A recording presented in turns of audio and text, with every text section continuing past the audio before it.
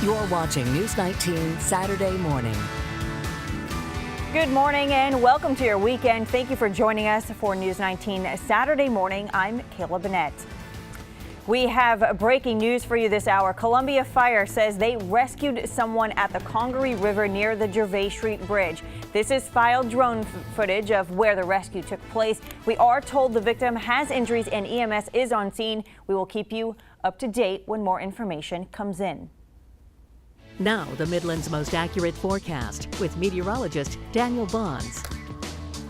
Well, good Saturday morning to you. Things are already heating up across the state. We're already in the mid to upper 80s across the Palmetto State right now. 87 degrees in the capital city, 86 degrees in Sumter, 85 degrees in Orangeburg. Down in Charleston and Myrtle Beach, Rock Hill checking in at 88 degrees, and it's 89 degrees right now in Greenville. But that's only half the story. We've got a lot of moisture in the air. Right now, dew points are in the low 70s here, Columbia, Sumter, and in Orangeburg, so there's a lot of moisture in there. You mix in the heat and humidity, it feels even hotter. Heat index values as of 11 o'clock right now, 95 in Columbia, 92 degrees in Sumter and in Orangeburg. It feels like 96 degrees in Charleston, 98 degrees in Myrtle Beach. So obviously, if you're doing anything outdoors today, you do want to take this in consideration. With this hot weather and humid weather, it's going to feel a lot hotter for the afternoon hours. With that being said, a heat advisory is in effect. It begins at noon for most of the Midlands. This includes all the counties shaded here in orange, with the exception of Newberry and Fairfield counties. This is from noon until 6 o'clock this evening. So as we mentioned, you want to make sure you take plenty of care during the afternoon hours. Maybe just stay in the air condition, drink plenty of water, and obviously you want to check on your elderly, your kids, and your pets with these hot and humid conditions across the area. We may see some relief in the form of a shower and thunderstorm. That was the case yesterday. We'll keep a mention of an isolated shower or thunderstorm in the forecast for this afternoon as well. Now, looking ahead towards tomorrow, we're starting off with a mix of sun and clouds Sunday morning, but then once again during the afternoon hours, we will see that opportunity for a shower or thunderstorm during the afternoon and evening hours. This forecast model's increased the amount of rain it looks like for tomorrow night. That's something we'll be watching. And then looking ahead towards the start of our new work week, once again, it's going to be hot and humid with a chance for some showers and storms. As we mentioned, temperatures climbing into the mid to upper 90s today, 99 degrees Lexington and Columbia. Heat index values may top off right around 110. Now, obviously, that's something to be concerned with if you are doing anything outdoors. Lows tonight dropping back down into the lower to middle 70s. Tomorrow, 98 degrees, chance for showers and storms, 95 degrees on Monday, 93 degrees on Tuesday. These rain chances slowly increase. Our temperatures, at least high temperatures, slowly decrease. And then looking ahead towards Thursday and into Friday, 92 degrees our high, still a chance for some showers and storms. 95 degrees by next Saturday, or next Friday, I should say, with just a small chance for a shower or thunderstorm. But for today, we're looking for a high temperature of 99 degrees with those high heat index values. Kayla? All right, thanks, Daniel. The family of the man whose body was found on the side of I-77 this week is asking for answers in his death. 40-year-old Craig Anderson of Columbia was found Wednesday morning near the Farrow Road exit along I-77. Investigators say he was hit by a car 2 weeks ago. We did reach out to the State Transportation Department about the grass where Anderson was found, as his body was not visible from the road. We were told that grass along the interstate gets cut about 4 times a year. The next mowing was scheduled for August. Anderson's wife explained off camera that they are seeking answers in his death and want to know what happened. The Highway Patrol is still investigating the incident. No bond set for 24-year-old Letitia Rembert. She is charged in the hot car death of her 1-year-old son. She had her first court appearance on Friday. She's charged with homicide by child abuse. Judge Fred Gordon says if a bond is given, it'll be at a later date by a circuit court judge. Her next appearance will be September 1st. And this incident has led to the question, if you see a baby or animal trapped in a car, could you take action? Sumter Police Department says that is a gray area. We would just encourage people to try to use their best judgment. You know, it's going to depend on the time frame. It's going to depend on whether the car is running, whether the air conditioner is running, who's around, how long it's been. There's lots of different variables. So again, we would just encourage people to use their best judgment. But if they feel that it is an emergency situation, something that would require them to do something immediately, then we would certainly try to work with them as best we could in that type of situation. Lieutenant Tony Rivers says your first move before any action should be to notify law enforcement. And in the upstate, a grandmother has been arrested after leaving her 4 grandkids in a hot car while grocery shopping. She's 51-year-old Vanessa Brown Okenda. Spartanburg deputies say they were called to a Bilo parking lot with a report of unattended children. A deputy found 4 children sitting unsupervised inside a car on Friday. Authorities say the windows had been lowered slightly, but the kids were sweating and appeared uncomfortable. DSS placed them in emergency protective custody.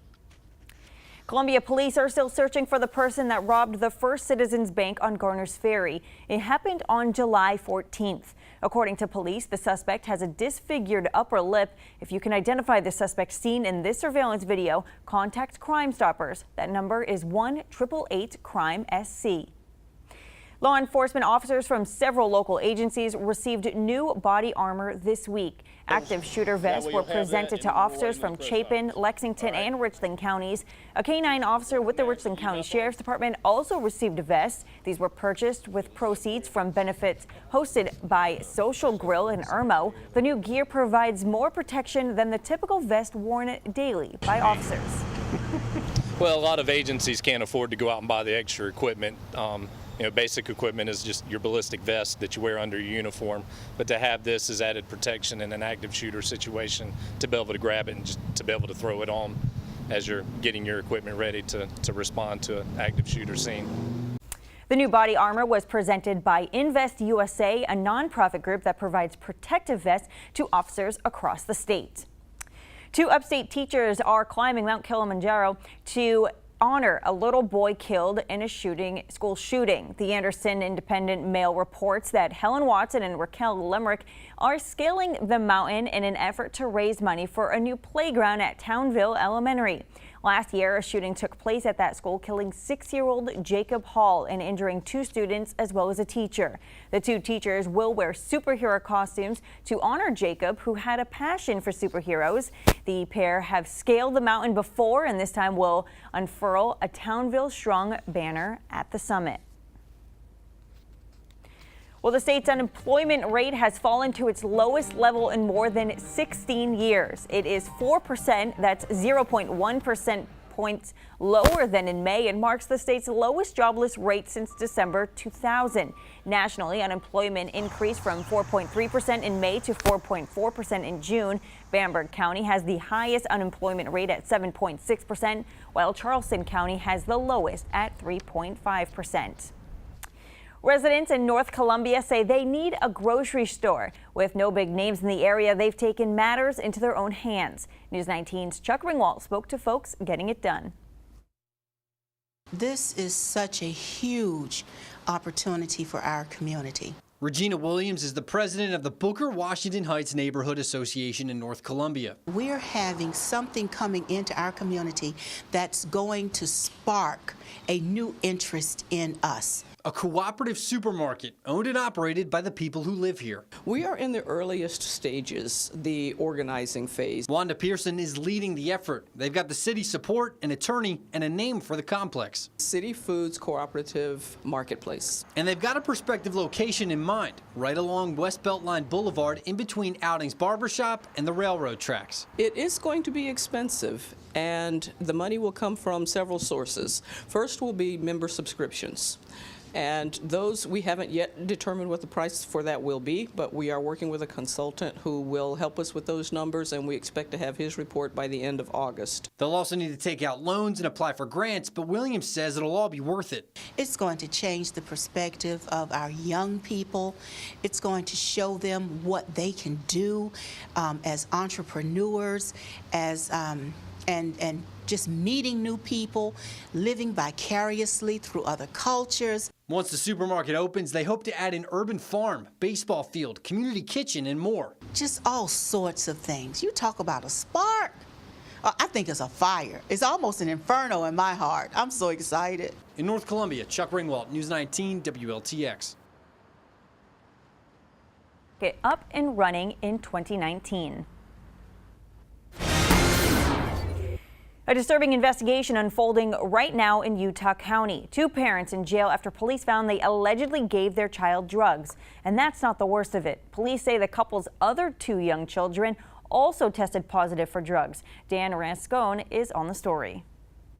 Shock and sad. A neighborhood I'm just blown away. in the small Utah County town of Elk Ridge, Really unsettling. in disbelief over the arrest of the couple who has lived here for nearly 4 years. We hadn't seen any indications of that. This is where officers say they found a home littered with drug paraphernalia, all in reach of 4 young kids who are 8 and younger. It's very dangerous behavior for these children. But the worst of it, according to investigators, 29-year-old Kobe Wild and 26-year-old Lacey Christensen are accused of giving their newborn daughter drugs just hours after she was born.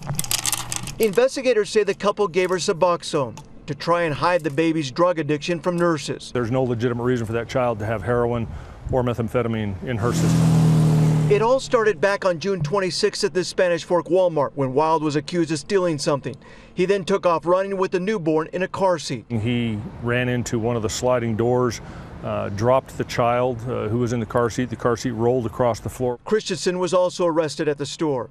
That later led to search warrants at the home. It's a case that's difficult even for investigators. It makes me sick to my stomach for a number of reasons. You've got an infant who cannot do anything for herself, and the people who should be providing her nurture and love and care are the ones who are harming that child. This happened just less than an hour north of Salt Lake City. Looking around the world this morning, the Palestinian leader Abbas says that his country will freeze all contact with Israel. This comes after the two countries are disputing a shrine in Jerusalem. One of the key reasons is because a metal detector being installed at the shrine. 3 Palestinians were killed on Friday when they were disputing the detectors. The metal detectors come after 2 policemen were killed near there. Well, some lucky kids are going to get football tips from a professional football player. Alshon Jeffrey is a St. Matthews native, and he is a wide receiver for the Philadelphia Eagles and a former Gamecock. Today, he is hosting his first free youth football camp and back-to-school community fun day. News 19's Lana Harris has more on the camp. Well, the man really needs no introduction. Alshon Jeffrey's very first youth football camp. I'm here with the man who made it all happen. This is Alshon. Tell us what's going on today.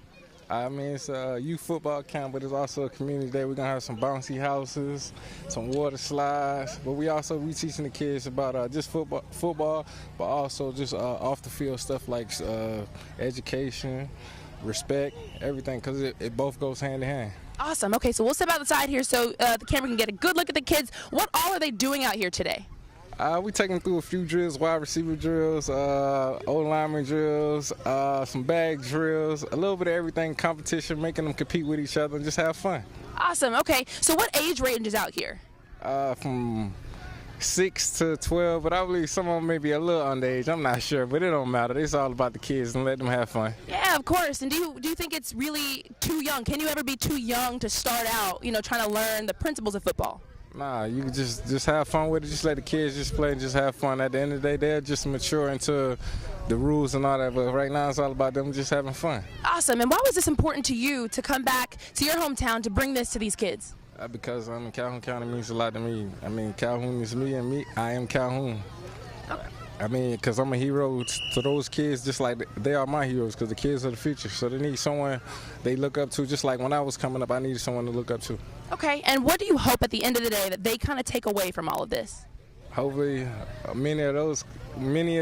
most of these kids out here someday can give back to their community and have a successful life as well, but also give back to the community. But just teach kids the value of life, because it's all go hand in hand, just pass down from one another. Because, I mean, I had people come down and talk to me when I was younger, so it's only right I do the same, and I'm pretty sure they're going to do the same when they get older. Okay, anything else you want to add? Thanks for everyone that came out from all across the state or different counties, states, wherever you're from. I appreciate the participation. Look forward to it. And next year, make sure you have your kids sign up next year earlier.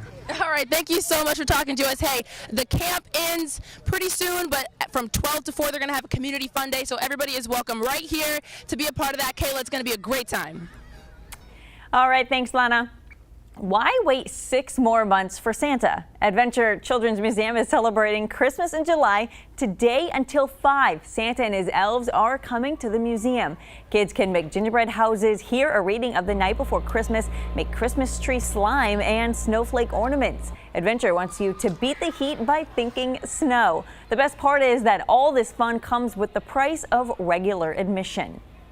And of course, don't miss Columbia's first pop-up drive-in in movie series. Today is your chance to take the entire family to a drive-in movie without driving an hour. At 7 o'clock, the historic Columbia Speedway is showing the thriller The Shining. It starts at 7 and it's only $20 for an entire carload. The fun is this summer only, so make sure you enjoy. Well, straight ahead on News 19, a heat advisory is in effect for this afternoon, and there are ways you can help those that don't have ways to stay cool. Also, after resigning 2 months ago, the former USC baseball coach has a new place to call home. But first, it's supposed to be one of the hottest days of the year. Meteorologist Daniel Bonds has your full forecast next.